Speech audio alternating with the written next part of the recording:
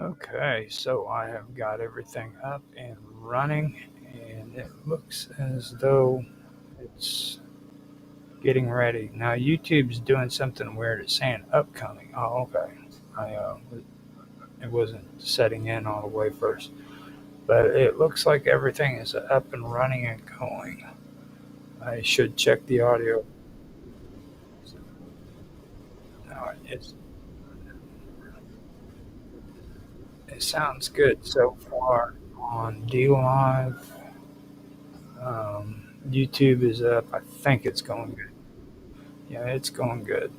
First, before I get off of here, I have to set the video into my live stream playlist. So if you guys don't get to watch all of this, I do have a playlist set up on YouTube for all of the live streams that I do. So you can check them out if you want to check them out at a later time.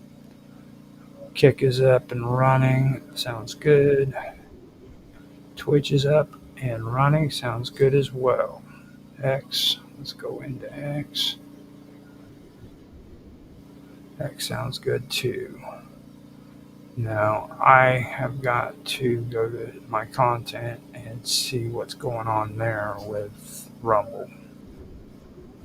Sounds good on Rumble. So we are up and ready to go. Sorry I'm 5 minutes late. I had to go out and smoke a cigarette and drink some coffee after watching video games for my WLC on Discord. I go to Home Away from YouTube on Discord, and we do WLC, which is like watch, like, and comment on each other's videos. It helps with viewers and stuff of that nature. So I ended up having to watch a horrible episode of Train Simulation. Thank goodness it was Rockstar 69 that was doing it, and his brother Simon, because I like his brother Simon. He's a cool dude, but if it wasn't for Simon, I wouldn't be watching those.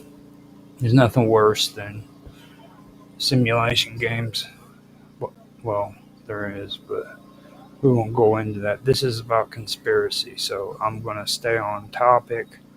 I was told in YouTube that this is important information that I need to stop wasting time on beforehand when it comes to music and things of that nature. So I need to get into the topic as fast as I possibly can.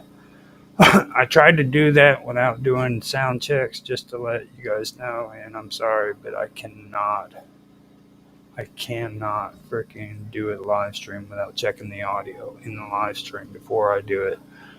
I've had too many bad experiences related to that, and like I said, this is a episode about conspiracy, so I won't talk about audio and video either about that. So I may go ahead and, which by the way, I do have a channel called Working with Audio and Video.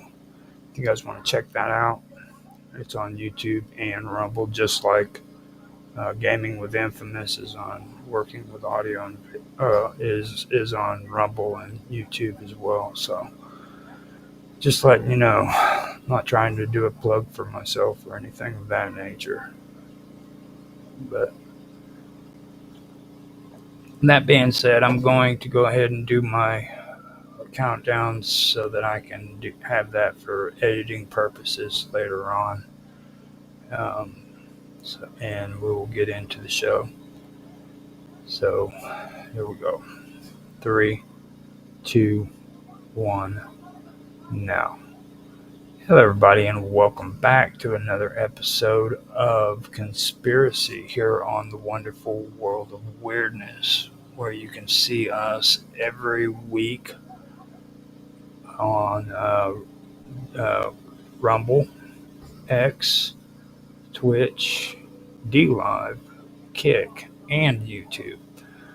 I have channels specifically for the wonderful world of weirdness on YouTube and Rumble, but on X, Twitch, be live and kick, you can find me at my main channel, which is Roger Hanson, that has all my streams, every stream that I do during the week. Now, Twitch has something cool that I've been doing. They're getting all crazy with their memory and deleting videos and stuff. So I went ahead and I just set it to where the only way you can see my videos on Twitch is if you see them live. After the stream is done, they aren't stored, which I think that's actually a cool option because then you can put stuff on here that's controversial and it won't freaking get you in trouble with the platform. You know what I mean? Uh, I don't know about copyright if they'll hit you with copyright, but from what I remember of it, if it's a live stream without a recording, then that doesn't fall under the copyright laws. So you can also do stuff like that. I may try that later on, like a movie night or something. Pull up a movie, put it on there, and see if it works out. Don't know yet. But with that being said, let's get on with the topic. Now, I have been doing the basic groundwork, starting from the assassination of JFK all the way up to this point, pointing out different areas of politics and of um, just conspiracy concerning the modern version of what the New World Order is. And now we're at the point where I want to bring up Sibel Edmonds. Now, this woman, besides being beautiful as hell, is very smart. She also came out with some very, very important information that really helped me out when it came to doing my research. Um, Her and Corbett are probably two of the most unbiased people I can tell you about when it comes to finding information out that pertains to the real stories that have been taking place when it comes to this topic. So, after pulling all the information out and giving it to you, which I tried to do with an unbiased approach, okay? So don't mistaken what I've been saying as being like any being a narrative for any political group because it's not. Okay, I'm just telling you the information as it comes to me, and that's why I like Edmund or Edmonds, and I like Corbett because they try to present things to you with an unbiased perspective, and that's something that I look for. So, with that being said, I'm going to go ahead and I'm going to get into Sibel Edmond. I'm going to tell you about not only her beliefs and what she's been talking about, but also about her career and how all of this started. So, with that being said, I'll get on to the reading. I hope you guys enjoy. Now, Sibel Edmonds' story begins in the months following September 11, 2001 attacks, when she was hired by the Federal Bureau of Investigation as a contract translator. Fluent in Turkish, Persian, and Azerbaijani, she was brought into the Bureau's Washington field office to help process and the surge of intelligence and communications that required urgent translation in the wake of the terrorist attacks. What began as a patriot duty would quickly become a troubling descent into a world of secrecy, censorship, and alleged corruption. During her work at the FBI, Edmonds claimed to witness a number of serious breaches in security and protocol. Among her most significant allegations was that another translator in her unit had connections to foreign operatives and was deliberately falsifying translations and mishandling sensitive material. Edmonds brought these concerns to the attention of her supervisors, but instead of an investigation being launched, she found herself silenced. She was told to stop raising the issues, and shortly thereafter she was dismissed from her position. After her termination in 2002, Edmonds began to speak out publicly. She alleged that there were high-level attempts to cover up intelligence failures and ongoing espionage within the FBI. Her efforts to bring these issues to light were met with a fierce resistance. The Justice Department invoked the state secrets privilege, a rarely used legal tool that essentially blocked her from speaking about her experience in court. Her case was retroactively classified, and even members of Congress were prevented from discussing it in public. Despite these efforts to suppress her, Edmonds did not retreat from public eye. She became one of the most prominent whistleblowers of the post 9/11 era, giving testimony to congressional committees and the 9/11 Commission, though her statements were not included in the final report. Over time, she began to expand her critique, arguing that the problems she had uncovered were part of a much broader network of influence involving foreign governments, corporate interests, and elements within the U.S. intelligence community. One of the more controversial aspects of her claims involved alleged connections between certain American officials and Turkish lobbying groups. Edmonds asserted that there was a covert effort to recruit officials in Washington on behalf of Turkish interests, which included influence peddling and the suppression of information related to illegal arms transfers and nuclear technology proliferation. While these claims could not be independently verified due to the government secrecy, they added to the air of controversy surrounding her case. Edmonds, I keep calling her Edmund, Edmonds took her campaign further by founding her own media platforms aimed at bypassing mainstream channels that she believed were compromised or unwilling to address the deeper structural issues within government, or unwilling to address the deeper structural issues within government and intelligence operations. Her independent media outlets focused on investigative journalism and exposing what she described as systemic corruption within both the United States and global power networks. She eventually wrote a memoir detailing her experience, in which she accused various agencies and individuals of complicity in a culture of silence and deception. Over time, Edmonds became a polarized figure. Supporters viewed her as a courageous whistleblower who stood up to the powerful interests of at great personal cost. Critics, on the other hand, questioned the lack of hard evidence for some of her more far-reaching claims.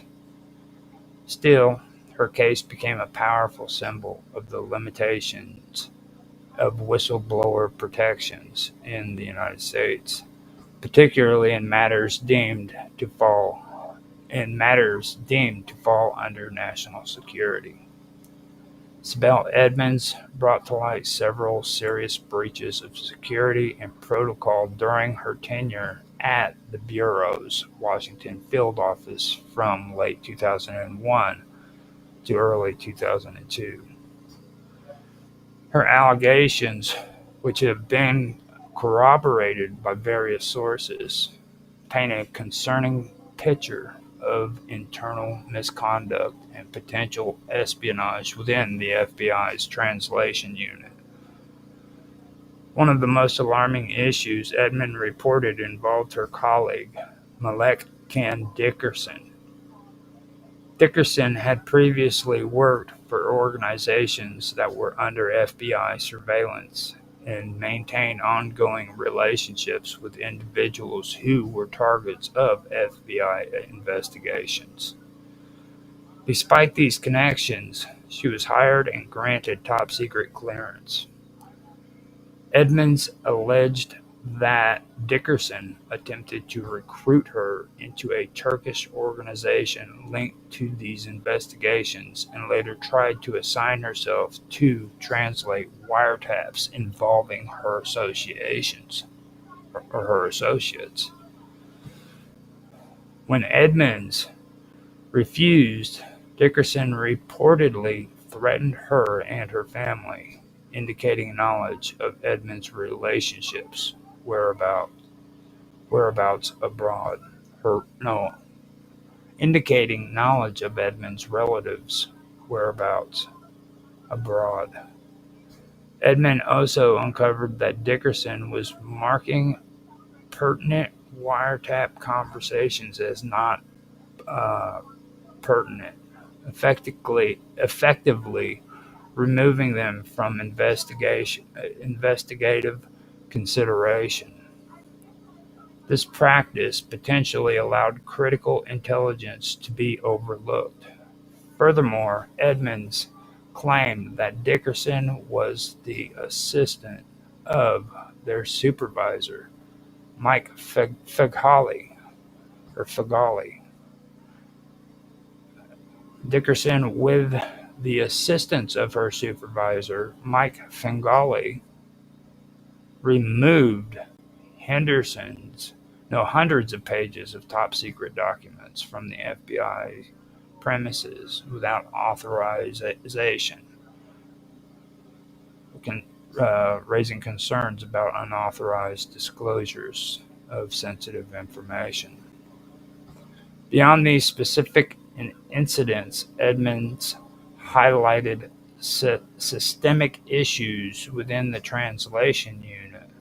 She observed that some employees were unqualified with inadequate language skills, leading to mistranslations and misinterpretations of critical intelligence.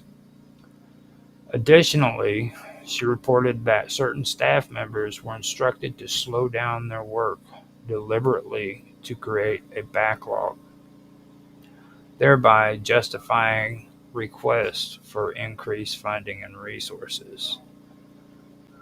Edmonds' attempt to report these concerns through internal channels were met with resistance. After escalating her complaints to higher authorities, including the Department of Justice's Office of the Inspector General and Congressional Oversight Committees, she faced retaliation. In March 2002, Edmonds was terminated from her position, with the FBI citing security violations, including the unauthorized use of her home computer to draft a memo detailing her allegations, a task she undertook with her supervisor's permission. The gravity of Edmonds' claim prompted investigations by the Department of Justice and attention from U.S. senators who acknowledged the validity of several of her allegations. However, the FBI and the Department of Justice invoked the state secrets privilege, effectively barring Edmonds from disclosing further information and hindering legal proceedings related to her case.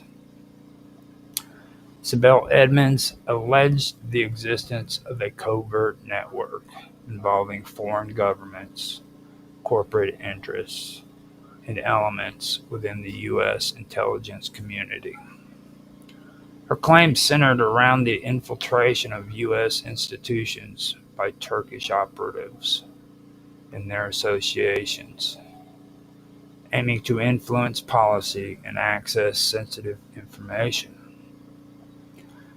Edmonds claimed that Dickerson and her husband, Doug Dickerson, who worked at the Pentagon, were involved in efforts to suppress intelligence related to Turkish espionage activities. Further, Edmonds alleged that high-ranking U.S. officials were implicated in these networks. She named Mark Grossman, a former U.S. ambassador to Turkey and Undersecretary of State, accusing him of facilitating the release of Turkish operatives detained by the FBI and of revealing the identity of a CIA front company to foreign agents. Edmonds also implicated former Speaker of the House Dennis Hastert, alleging that he received bribes from Turkish sources to influence U.S. policy.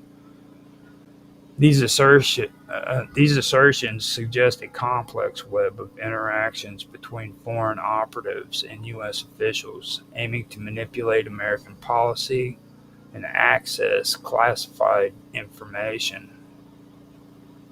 Edmonds' allegations have been met with both support and skepticism, and while some investigations have acknowledged the validity of certain claims, many details remain classified or disputed.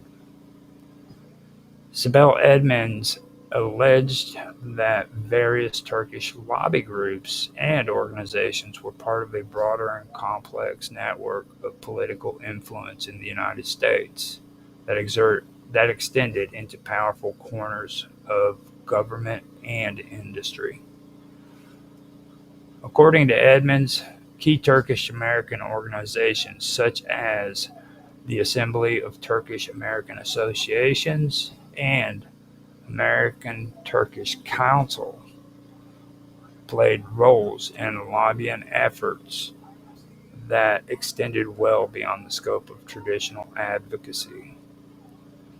These groups allegedly served as conduits for promoting the interests of foreign entities within the United States and were reportedly involved in activities that compromised the integrity of national security operations.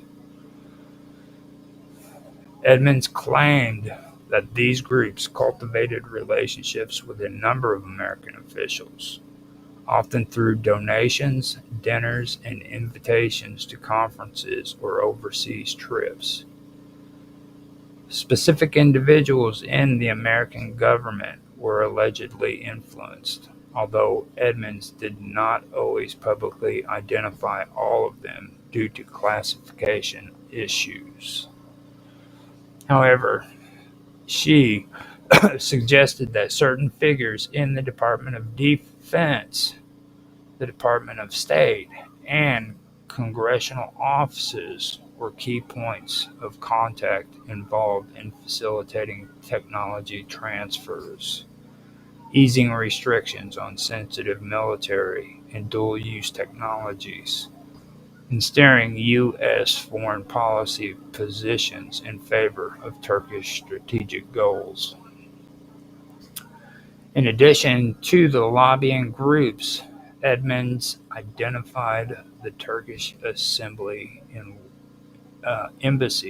Turkish embassy in Washington, and the office of the Turkish defense attaché as being central to this network of influence. These offices reportedly served as hubs for communication and coordination between Turkish government interests and American actors willing to collaborate. The nature of these relationships, according to Edmonds, included both legal and illegal channels, with some instances involving the use of cutouts or intermediaries to obscure the true origin of communication or financial contributions. Edmonds further alleged that these operations often blurred the line between diplomacy and espionage. She suggested that members of the Turkish-American community, some of whom held dual citizenship, were used to collect information on U.S. policymaking, defense contracts, and nuclear technology developments. She also claimed that some individuals within the Turkish lobbying structure were simultaneously acting on behalf of private corporations, defense contractors, and think tanks, created to complicate web of influence that was difficult to trace but potent in its reach. Creating a complicated web of influence that was difficult to trace but potent in its reach. These assertions pointed to a significant gap in oversight concerning foreign lobbying and intelligence activities on U.S. soil. Edmonds contended that because of their strategic alliance, the United States often overlooked or minimized scrutiny of Turkey's international political dealings and external lobbying strategies. The Turkish-American organizations at the heart of this alleged network continue to operate under the banner of cultural and diplomatic engagement, while according to Edmonds, pursuing deeper objectives tied to both financial and intelligence gain. Spell Edmonds' immediate supervisor at the Federal Bureau of Investigation during her time as a translator was Mike Fagali. She raised serious concerns about his conduct, alleging mismanagement, lapse of security protocol, and inappropriate behavior within the translation unit. According to Edmonds, these issues included failure to properly vet translators, allowing individuals with questionable loyalties to work on sensitive material, and creating an environment where concerns about misconduct were suppressed.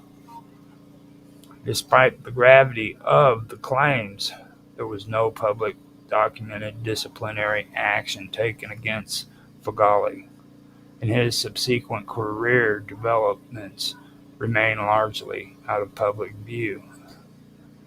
Edmonds continued to maintain that the internal issues she witnessed under Fagali's supervision endangered national security and compromised the integrity of the FBI's translation efforts. When Edmonds attempted to bring her allegations forward through legal channels, the response from the government escalated dramatically. The Department of Justice, under the direction of then Attorney General John Ashcroft, invoked the state secrets privilege in her case. This legal doctrine, when applied, blocks the disclosure of information in legal proceedings that the government claims would threaten national security if revealed.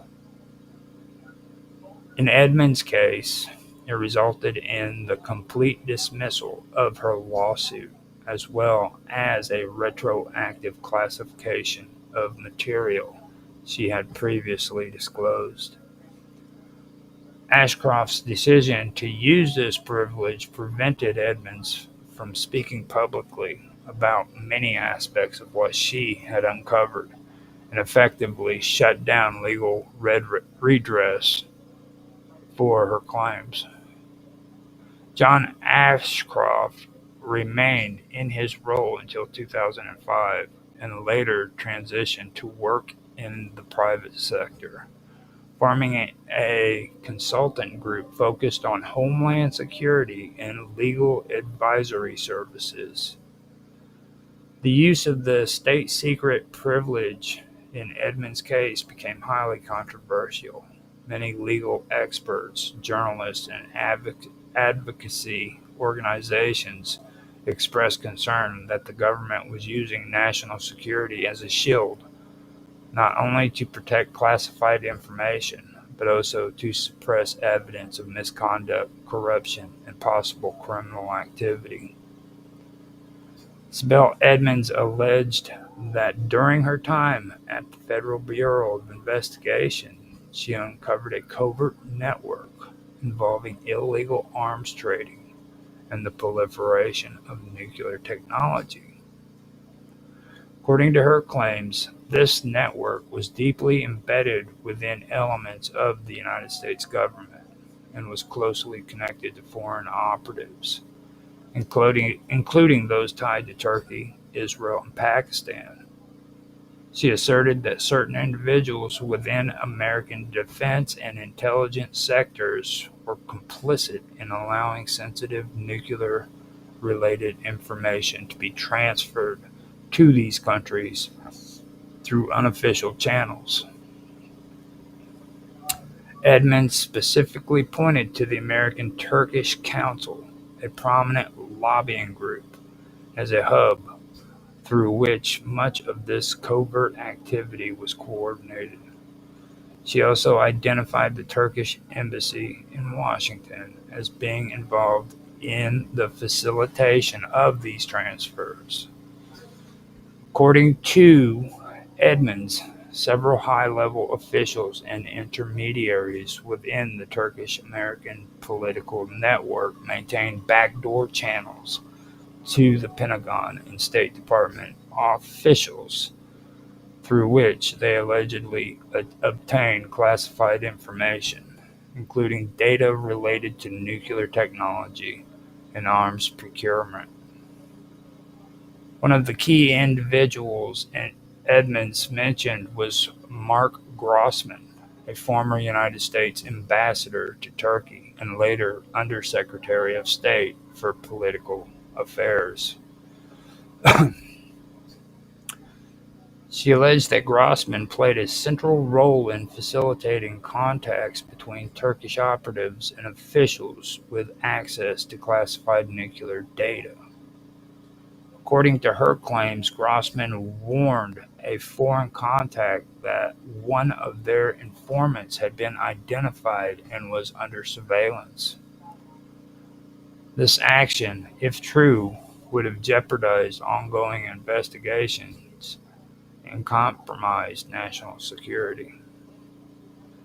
She also mentioned individuals connected to Israel interests, stating that elements within the American-Israeli lobby network had overlapped relationships with the Turkish operatives involved in these illicit dealings. Edmonds suggests that these networks were part of a broader nexus of influence that involved both commercial and ideological motives, extending into private defense contractors, energy firms, and lobbying groups that acted as intermediaries for the exchange of sensitive information. Countries implicated in her statements include Turkey, Israel, Pakistan, and Saudi Arabia. Edmonds alleged that nuclear secrets, including designs and information of nuclear fuel cycles, were passed to operatives from these countries. She connected some of these operatives to figures in Pakistan's military and intelligence services, implying that elements within the Pakistani government may have used these secrets to further their own nuclear programs, which had long been of concern to the United States. She also raised concern about the role of the Central Intelligence Agency and the Defense Intelligence Agency, alleging that certain individuals within these organizations were either willfully blind to the proliferation activity or were actively cooperating with it for strategic reasons. Edmonds claimed that money, influence, and long-term geopolitical interests all played a role in why these networks were allowed to operate with impunity.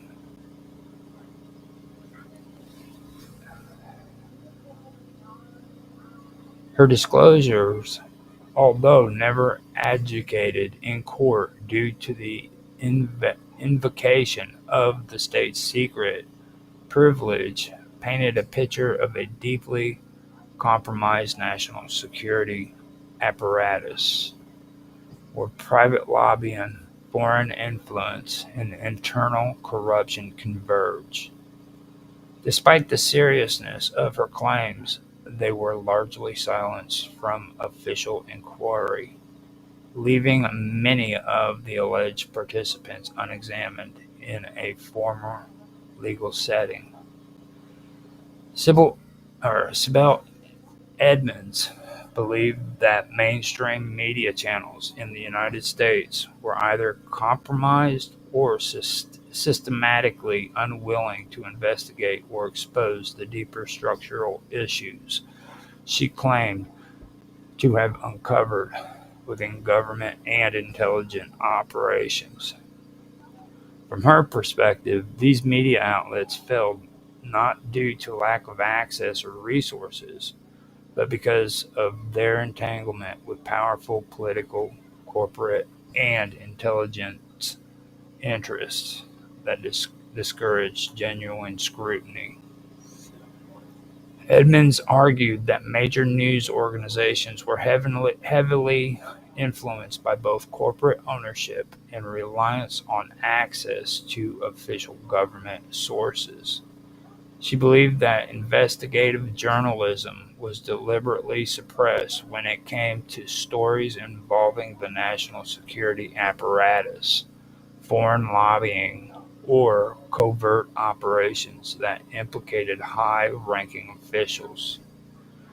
In her view, editors and media executives routinely prioritized relationships with the government and corporate advertisers over their journalistic respectability to inform the public.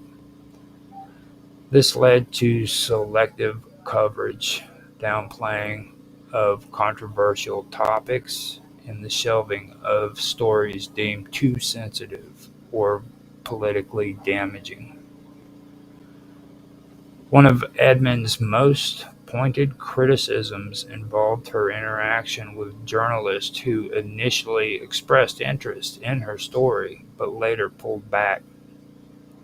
She claimed that several prominent media outlets showed initial willingness to investigate her allegations, only to later withdraw their coverage due to internal pressure or external influence. In her account, some reporters conveyed to her privately that their editors had ordered them to stop pursuing the story, citing potential national security concerns or threats that their organization's access to key government officials would be threatened. This, she believed, was part of a broader systemic issue where journalism in the post-September 11 environment had become less about holding power to account and more about managing public perception. Edmonds also spoke about the role of media ownership in this dynamic. Many of the parent companies behind major newspapers, television networks, and magazines had deep financial ties to the military, industrial complex, defense contractors, or lobbying groups. In her view, this created a conflict of interest where investigative stories that could disrupt lucrative government contracts or foreign relationships were seen as threats to the financial bottom line. This convergence of business and political interest, she argued, led to a form of soft censorship that discouraged meaningful inquiry into sensitive issues such as illegal arms deals, foreign espionage, or internal corruption within intelligence agencies. She pointed to specific instances where media outlets either ignored key parts of her disclosures or reduced them to narrow personal narratives, avoiding the larger implications of institutional misconduct. Even when she was interviewed or profiled, the framing often centered on her personal story as a whistleblower rather than the substance of the allegations she brought forward. This tendency to personalize complex stories, she believed, was another tactic to steer public focus away from systemic failures and towards manageable, emotional driven narratives. Edmonds also criticized the revolving door between media, government, and think tanks, where former intelligence officials or political insiders transitioned into media commentators, shaping public discourse with subtle bias. These figures, often portrayed as experts, contributed to a media culture where government narratives were echoed rather than interrogated. As a result, dissenting voices like hers were marginalized, cast as fringe or unreliable, even when their accounts were corroborated by documents or internal resources.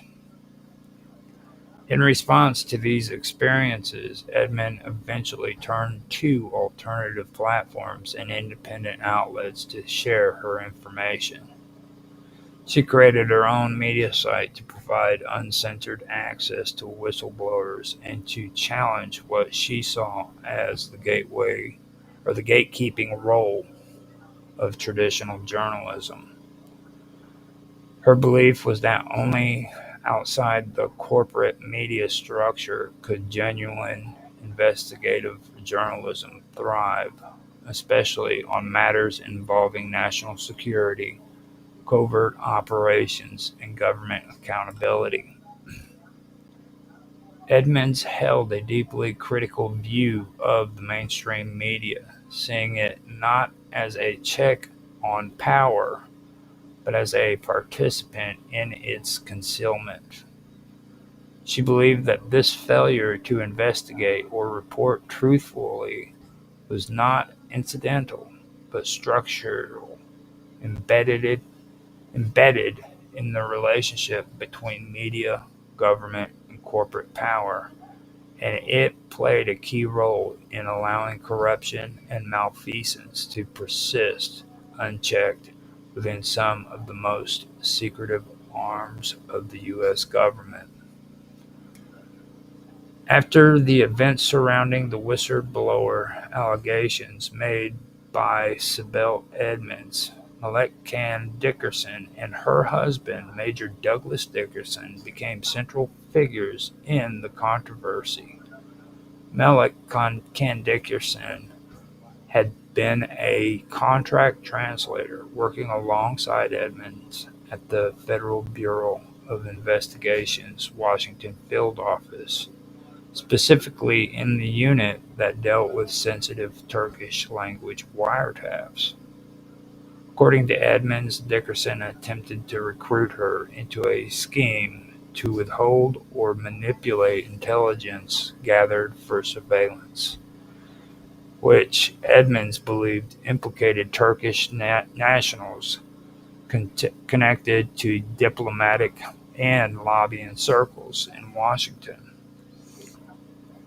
Edmonds claimed that both Malek and her husband had associations with groups and individuals under investigation. Despite the gravity of the accusations, no criminal charges were brought against either Malek or Douglas Dickerson. The Justice Department did not publicly pursue an investigation into the claims of espionage or interference with intelligence gathering. Instead, the focus shifted to internal disputes and procedural questions within the FBI. The Bureau responded by first transferring Edmonds and then terminating her employment, while the Dickersons quietly left their positions. McCann Dickerson reportedly left her FBI contractor role not long after the dispute became public, while Douglas Dickinson continued to serve in the U.S. military for some time thereafter, with assignments that included liaison and attaché roles abroad. In the years that followed, there was no public disciplinary action or investigation revealed concerning the Dickersons. This lack of follow-up led Edmonds and her supporters to conclude that the matter had been suppressed under the guise of protected national security.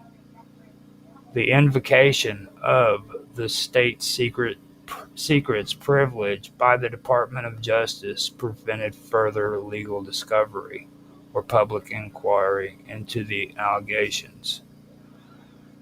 The Dickersons themselves remain largely out of the public spotlight, and neither of them provided detailed public responses to the claims made by Edmonds. Critics argued that the lack of a thorough investigation into the matter, especially given the serious implications of espionage or compromised intelligence operations, pointed to a deliberate effort to shield sensitive information from public scrutiny. The Dickersons effectively disappeared from public discussion, their careers seemingly unaffected by the controversy, while Edmonds continued to face barriers to share her story openly due to gag orders and the invocation of secrecy laws. In the absence of formal charges, public hearings, or media follow-ups regarding the Dickersons' alleged connections to Turkish lobbying interests, the matter remains unresolved in the public record. Their story is significant largely for how it was handled or not handled by the institutions responsible for oversight and accountability. It became a key example cited by whistleblower advocates on how internal complaints involving national security can be stifled without recourse, leaving critical questions unanswered and those implicated shielded from meaningful scrutiny. Mark Grossman, a former high-ranking American diplomat, was one of the key figures named by Sibel Edmonds in her allegations concerning illicit foreign influence, espionage-related activities, and corruption within the United States government. Edmonds claimed that Grossman, during his time as U.S. ambassador to Turkey and later as Undersecretary of State for Political Affairs, maintained close ties with foreign lobbyist groups and individuals connected to illegal arms deals, nuclear technology proliferation, and the shielding of foreign intelligence operatives within U.S. borders. According to Edmonds, Grossman played a role in undermining counterintelligence efforts and even warned certain targets under surveillance. Despite the seriousness of these claims, Mark Grossman did not face any official investigation or legal action as a result of Edmonds' allegations. The government invoked the state secrets privilege in her case, effectively gagging Edmonds and blocking any legal proceedings or public discussion that might have examined Grossman's alleged role in the matters she exposed. This invocation made it impossible for Edmonds or anyone else to pursue accountability through the courts or for Congress to hold public hearings that would have included Grossman's testimony. Following his time at the State Department, Grossman transitioned smoothly into the private sector and later returned to public service. He became a vice chairman at a consulting firm deeply involved in international strategic advising. In 2011, he was appointed by the president as the U.S. Special Representative for Afghanistan and Pakistan, a role he held until 2012. His appointment to that post demonstrated that regardless of the allegations, the executive branch continued to view him as a trusted and capable statesman. Grossman's career trajectory remained unaffected by the accusations, and he continued to serve in both governmental advisory roles and corporate positions in international affairs. He worked in diplomatic and private sectors, involved extensive interactions with foreign governments and multinational institutions, underscoring his continuing influence in shaping U.S. foreign policy even after the period of time during which the alleged activities took place. To date, no official acknowledgement or investigation into the allegations involving Grossman have been made public. Mainstream media channels did not widely report on Edmonds' claims concerning him, and the legal mechanism available to question his conduct were blocked under national security justifications. As such, the accusations remain largely unexamined in any formal capacity, with Grossman continuing to maintain a career in diplomacy and global consulting, unimpeded by the controversies raised by Edmonds. Sibel Edmonds developed a theory.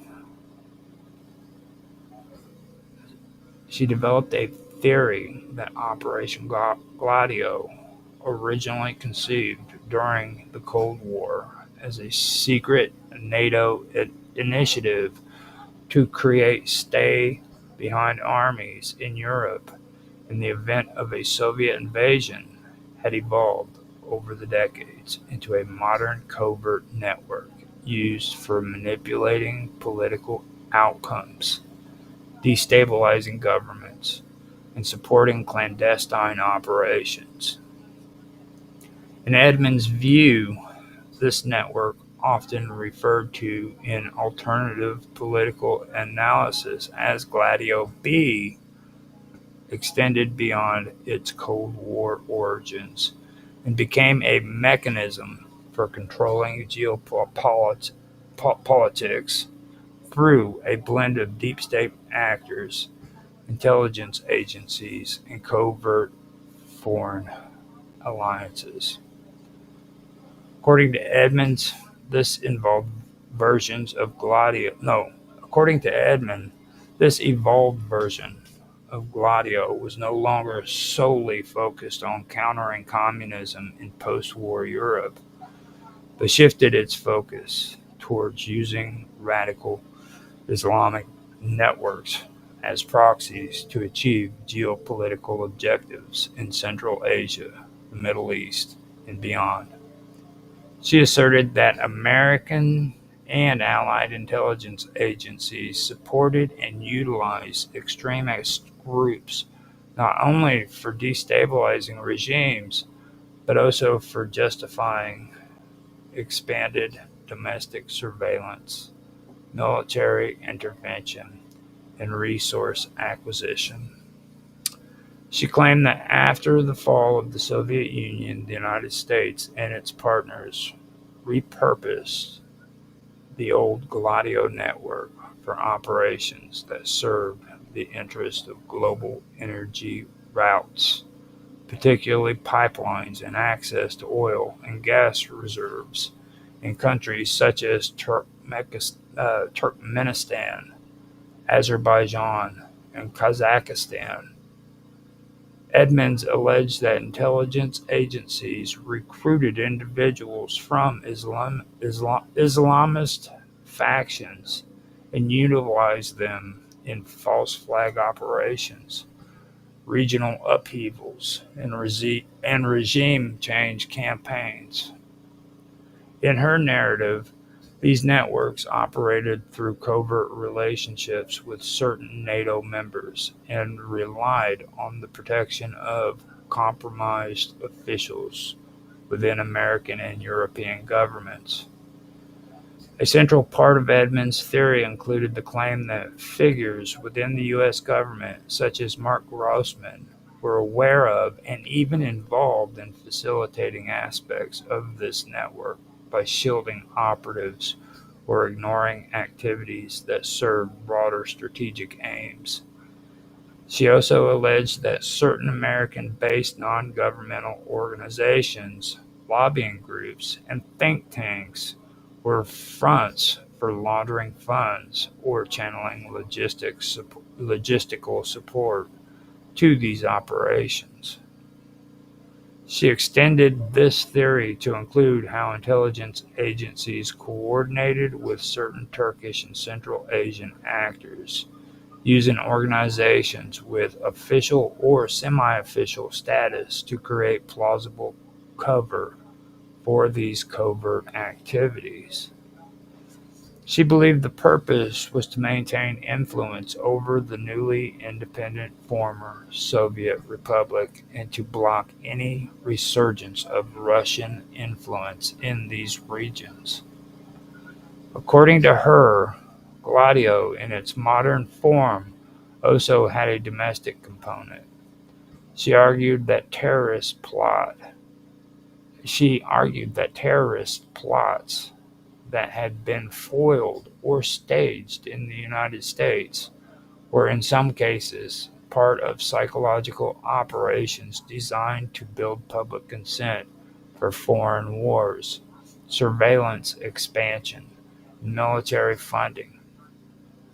This line of thought connected Gladio with the broader post-September attacks security apparatus and the atmosphere of fear that justified preemptive military and intelligence actions abroad.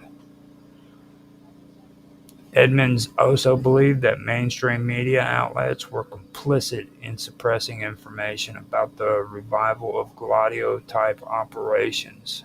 They claimed that editors and executives had either been pressured or were directly linked to intelligence agencies that sought to conceal the real motivation behind major international events. In her view, investigative journalists who tried to pursue these angles were silenced or discredited. Her broader conclusion was that a coordinated multinational deep state existed, in which networks of intelligence operatives, rogue elements within government, and corporate interests functioned outside democratic oversight. The modern Gladio, as she described it, was not a ghost of the Cold War, but a living structure that evolved with the geopolitical needs of the Western Bloc in the 21st century. Though her assertions have not been formally investigated or confirmed through government proceedings and remain controversial, they have been taken seriously in some independent investigative circles and by whistleblower advocacy groups who argue that Edmonds' access to highly classified counterintelligence information gives weight to her claims. Still, without formal hearings or declassification, The alleged connections and mechanisms she described remain speculative and heavily contested within official narratives. Man, that that was excellent. I actually was able to do a reading that took me well into 1 hour, and I there's a lot more that I'm going to go into with that because that goes even deeper than that. And obscured productions. I understand what you're saying about, but like I said at the beginning, none of this is politically motivated. There's no narrative here. I'm doing this unbiased, so I'm not talking about down with the Democrats, down with the Republicans. This is just what happened, okay? So don't think I'm trying to push any kind of political narrative here. Sibel Edmond is probably one of the most amazing stories that I've ever found when it came to this topic, and there's more involved with this too. I wish I had more time to pull the information together and get it going, but and I'll come back and I'll do some more on it. But I'm not going to focus just on Sibel. I'm going to focus on the things that she discussed, and we're going to go into that because I think that that's more important. I don't think she would want me sitting and talking about how great she was, even though she's a hot chick. You know what I mean? Just saying, you know. But anyhow, with that being said, I am going to um, bring this to an end. First, I'll see if there's anybody who's made any comments on here, and then go from there. So, yeah, it looks like I got out of this one free and clear too. I got one comment from Obscured Production. Thank you for your comment and showing up, Obscured Productions. Uh, if you guys liked what you heard, please like, subscribe, share, make comments. Um, Especially make comments. I'm gonna say that at the end of every video so that I can make that clear that uh, I really do like comments in the comment section. Not only is it helpful for the algorithms and the reach and stuff like that, but I actually enjoy having conversations with people. I mean, you don't even have to make a comment about what I've been discussing here. Just say hi, you know, and we can have a comment in the comment sec or a conversation in the comment section. You know, it's no big deal. I just enjoy talking to people on these because I don't I don't like doing this stuff by myself. To be honest, it's something that's better when more people are involved and they want to actually talk about things. So, um, with that being said, I will see if I have covered my quota for the amount of time that I'm supposed to put into a stream. But yeah, now I'm also going to go over some of the information that I did gain from Corbett. Now, Corbett is another guy who puts out really, really good information. If you guys want to find information that's considered uh, alt media, I guess, um, you can find it through Sibel Edmond and the Corbett Report. Those are probably the two best ones to go to if you're sick and tired of listening to people push just pure freaking political propaganda and nothing else. Then those would be the two that you'd want to check out, because they just tell you like it is. You know what I mean? They're not trying to freaking tell you to go out and vote for freaking Obama. They're not telling you to go out and vote for Donald Trump. They're just giving you the information. You can take it or leave it, you know. And I've been, or I was for a long time watching them. I haven't been able to here recently. I just started watching Corbett, and I really should be watching them more. So, but I need to also get into watching Sibel, but she does something funny to me when I see her. She always dresses so elegant, you know what I mean? So that really messes with me. And if you've watched any of my streams, I cannot be watching videos of beautiful women. Sorry, it's not a good idea. So I'll get back to watching her when I have the fortitude to be able to do that properly. But yeah, check those two out, and I trust me, you will not be dissatisfied. You know. Um, with that being said, like I said, like, subscribe, share, make comments if you want to. Feel free to stop by and make a comment, give your feedback and stuff. Hope everybody has a good day, good morning, afternoon, night, whatever time it is for you guys. It's only like 6:15 for me here in Southern Illinois, so I know some of the people that listen and watch this stuff is from different parts of the world. So with that, I'm going to end it. I hope you guys enjoyed.